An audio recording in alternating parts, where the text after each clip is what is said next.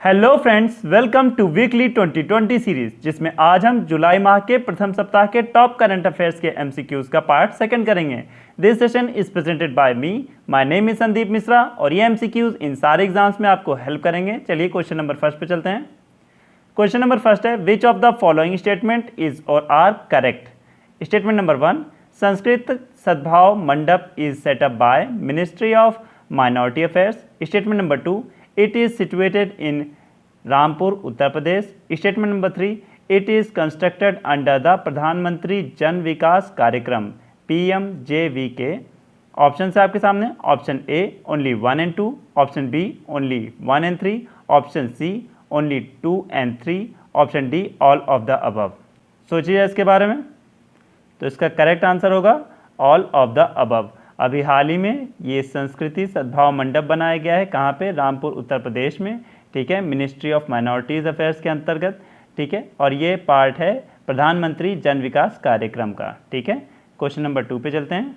Question number 2 है, which of the following statement is or are correct. Statement number 1, G4 influenza was identified through surveillance of influenza virus in pigs. Statement number 2, scientist found evidence of recent infection in humans. Option है आपके सामने, option A only 1, option B only 2, option C both 1 and 2, option D none of the above. सोचिए इसके बारे में। तो मैं आपको बता दूं, अभी हाल ही में चाइना में ये G4 इन्फ्लुएंजा वायरस पाया गया है और साइंटिस्ट ने ये पाया है कि ये अब ह्यूमंस को भी इफ़ेक्ट कर रहा है। पहले ये अफ्रीकन स्वाइन फीवर सिर्फ पिग्स को होता था, मगर अब ये ह्यूमंस को भी कर रहा है, यानी स्टेटमेंट 2 से करेक्ट हो जाती है। और ये G4 वायरस है जो पिग्स से निकला हुआ है, तो स्टेटमेंट नंबर 1 भी करेक्ट हो जाता है। तो इसका करेक्ट आंसर होगा बोथ 1 and 2। और दोस्तों, ये बीमारी भी ग्लोबल पैंडेमिक बन सकती है, क्योंकि ये भी एक इंसान से दूसरे इंसान में फैल रही है। क्वेश्चन नंबर 3 है, which of the following statement is or are correct. Statement number 1, state of the world population 2020 report is published by UNFPA। Statement number 2, the headquarters of UNFPA is located in New York। Option है आपके सामने, option A only 1, option B only 2, option C both 1 and 2, option D none of the above. सोचिए इसके बारे में। तो इसका correct answer होगा बोथ आर करेक्ट, यानी बोथ 1 and 2। UNFPA ने अभी हाल ही में वर्ल्ड पॉपुलेशन रिपोर्ट निकाली है, ठीक है, जिसका टाइटल है अगेंस्ट माई विल, ठीक है। और UNFPA 1969 को फोर्स में आया था और इसे बनाया गया था 1967 में, और इसका नाम बदला गया था 1987 में, ठीक है ना। चलिए आगे चलते हैं। दुनिया में सबसे ज़्यादा पॉपुलेटेड कंट्री चाइना और इंडिया है, उसके बाद यूनाइटेड स्टेट्स हैं, ठीक है ना। चलिए क्वेश्चन नंबर 4 पे चलते हैं। क्वेश्चन नंबर 4 है, consider the following statement. Statement number 1, NMCG is also known as Namami Gange was launched in 2014। Statement number 2, World Bank has approved a 5-year loan for NMCG। Statement number 3, it is operated under Ministry of जल शक्ति। सोचिए इसके बारे में। तो इसका correct answer होगा all of the above, यानी ये जल शक्ति मंत्रालय के अंतर्गत आता है और ये 5 साल के लिए लोन दिया है वर्ल्ड बैंक ने, जो कि नॉन लैप्सेबल है। दोस्तों, नॉन लैप्सेबल ये टर्म याद रखेंगे, ठीक है। और NMCG का फुल फॉर्म क्या होता है हम लोग आगे जानेंगे। चलिए आगे चलते हैं, इसके बारे में कुछ और जान लेते हैं। NMCG का फुल फॉर्म है national mission for clean Ganga. ये नमामि गंगे के भी नाम से जाना जाता है, ये हम पढ़ ही चुके हैं। और इसका बजट एलोकेशन कितना है? 20,000 करोड़, जो कि 2014 में लॉन्च की गई थी, ठीक है। चलिए आगे चलते हैं। क्वेश्चन नंबर 5 है, which ministry release the data about core industries.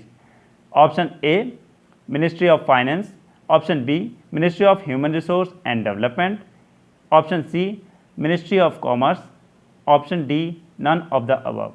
सोचिए इसके बारे में। तो इसका करेक्ट आंसर होगा मिनिस्ट्री ऑफ कॉमर्स निकालती है, ठीक है दोस्तों। अभी कोविड-19 की वजह से एक रिपोर्ट पब्लिश हुई थी, जिसमें मिनिस्ट्री ऑफ कॉमर्स ने ये दिखाया था कि 23% डिक्लाइन देखा गया है कोर इंडस्ट्रीज़ में। चलिए जानते हैं कितनी हैं। टाइप्स ऑफ कोर इंडस्ट्रीज़ के बारे में जान लेते हैं दोस्तों, जिसमें कोल आता है, क्रूड ऑयल आता है, नेचुरल गैस आता है, रिफाइनरी प्रोडक्ट आता है, फर्टिलाइज़र आता है, स्टील आता है, सीमेंट आता है और इलेक्ट्रिसिटी आता है। ये बिल्कुल आपको लर्न होना चाहिए दोस्तों, ठीक है। क्वेश्चन नंबर 6 है, consider the following statement. Statement number 1, Index of Industrial Production is compiled and published by CSO, Ministry of Statistics and Program Implementation. Statement number 2, the base year of IIP is 2011-2012. Option है आपके सामने, option A only 1 is correct, option B only 2 is correct, option C both are correct, option D both are incorrect. तो इसका correct answer होगा दोस्तों both are correct, यानी कि base year 2011-12 ही है और ये CSO द्वारा पब्लिश किया जाता है under ministry of statics and programme implementation. चलिए आगे चलते हैं। क्वेश्चन नंबर 7 है, consider the following statement. Statement number 1, navigating the new normal is a behaviour changing campaign started by NITI आयोग।